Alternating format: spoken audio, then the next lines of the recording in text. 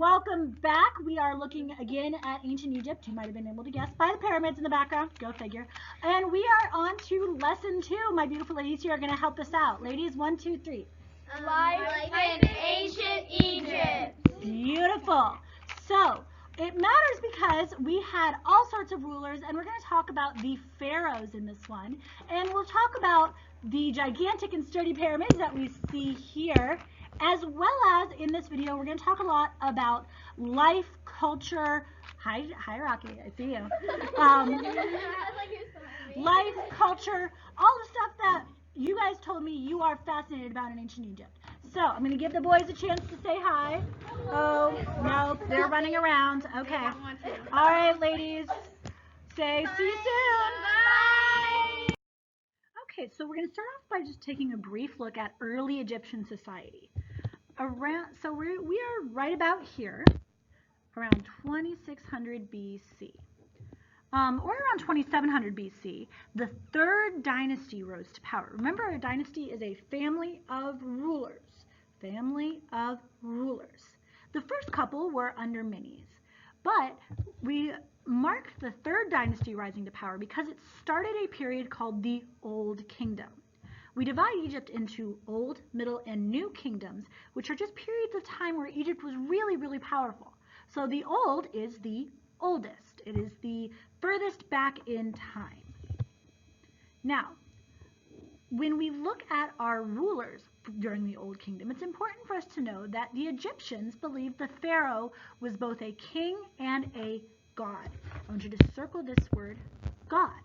Okay, he was both of them. So here's our pharaohs. It's important to know that they have, and look, there's that double crown. They were believed to have some great powers.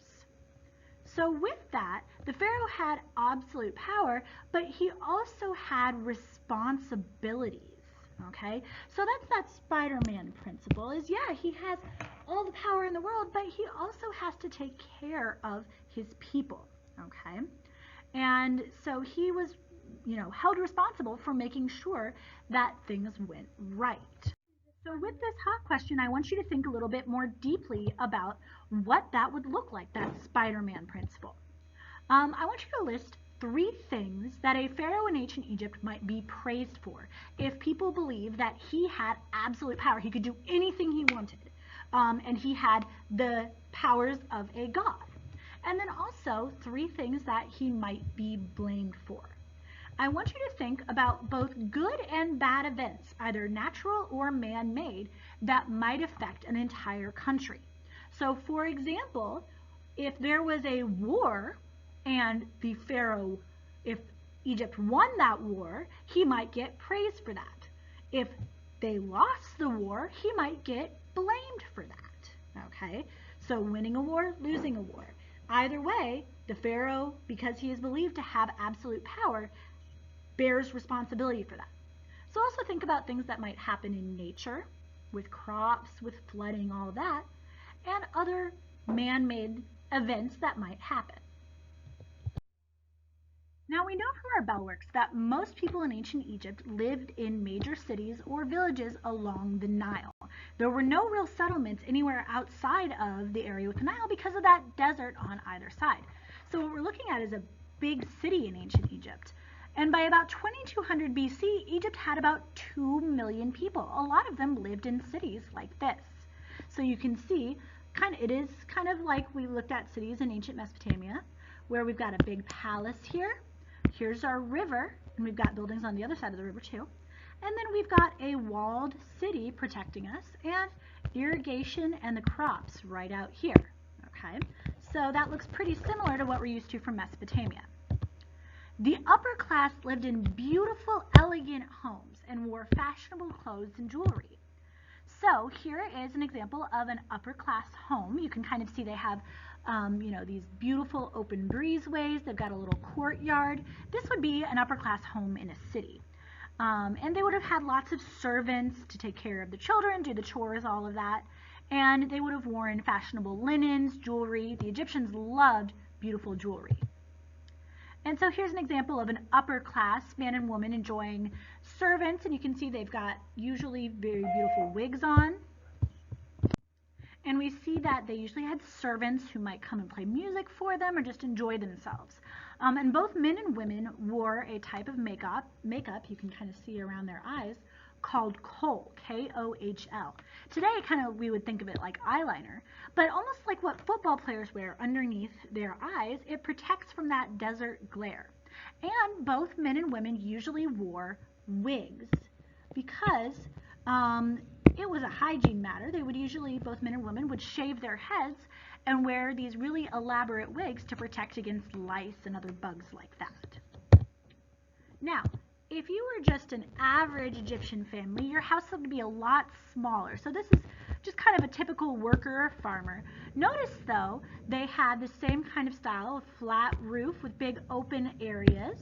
And a lot of times on those hot desert nights, families, because they didn't have air conditioning, would go sleep on the roof to catch the breeze. So kind of like a little camping thing.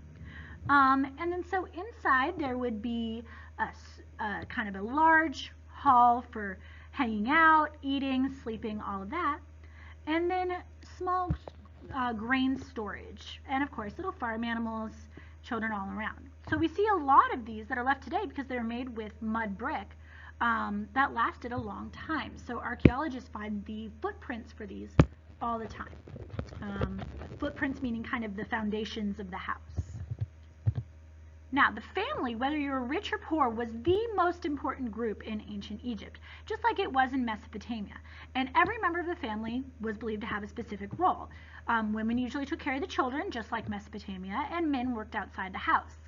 But it is important to know that women in ancient Egypt had a lot more freedom and rights. So they had more rights than any other civilizations in the ancient world. They could own property or businesses. They could buy and sell goods, and they could even serve as priestesses or entertainers. So there's lots of important jobs that they could do that they couldn't do even in Mesopotamia. Women could also divorce their husbands if they were treated badly and be left property in wills. So we see them treated a lot more equally than they do or they are even in ancient Greece or Rome. So if I had to choose a civilization to be a woman in the ancient world, it would probably be Egypt. That's a pretty good deal compared to the other ones.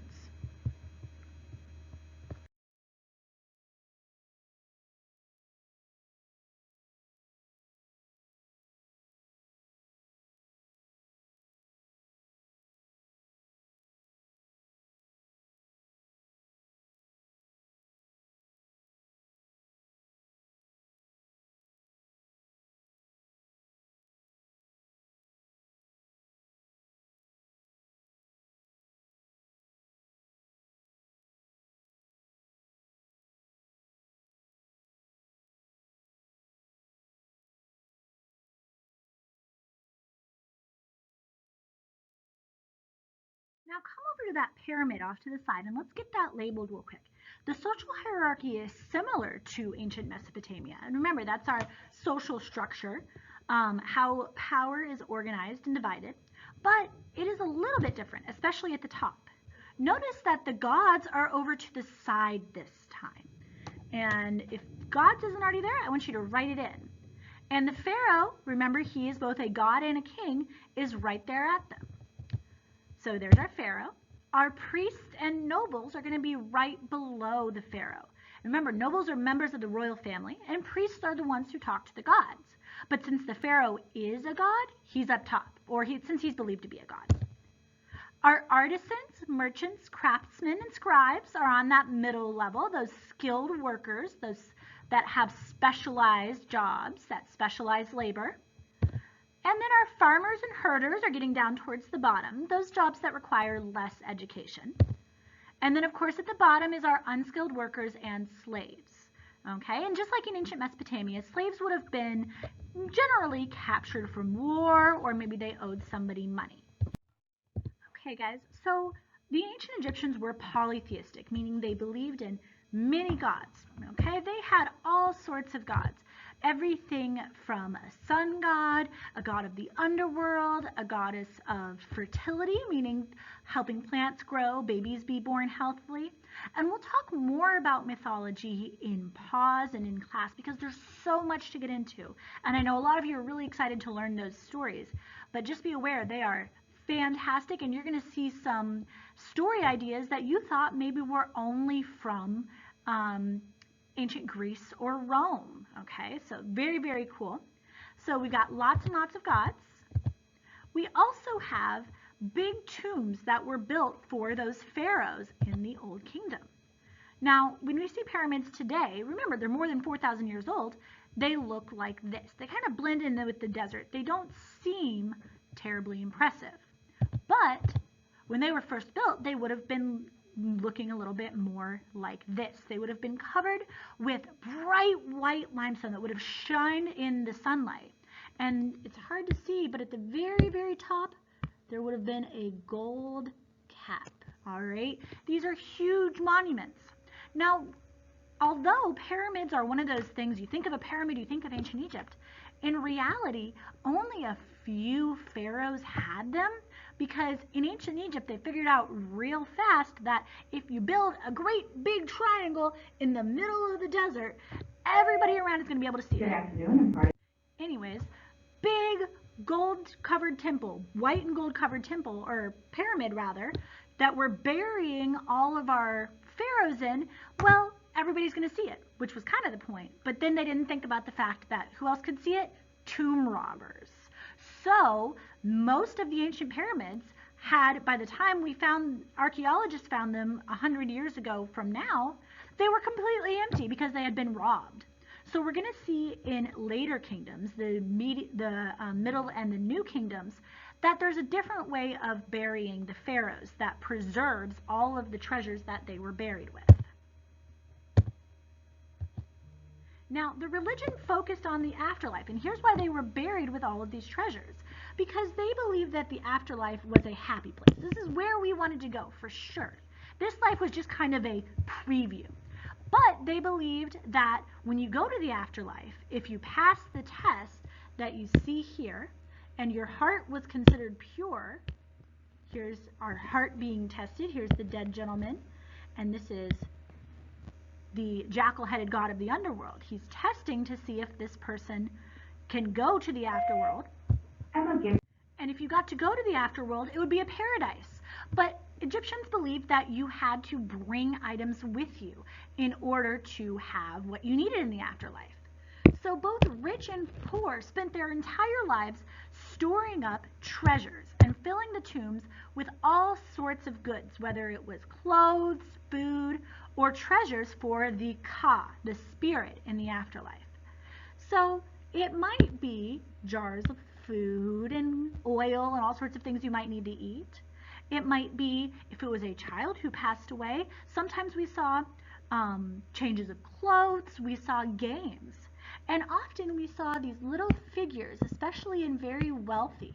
And these are called shabtis. It's not one of your vocabulary words, but it's a cool word to have. And these are little figures of servants who would, the idea would be, serve you in the afterlife.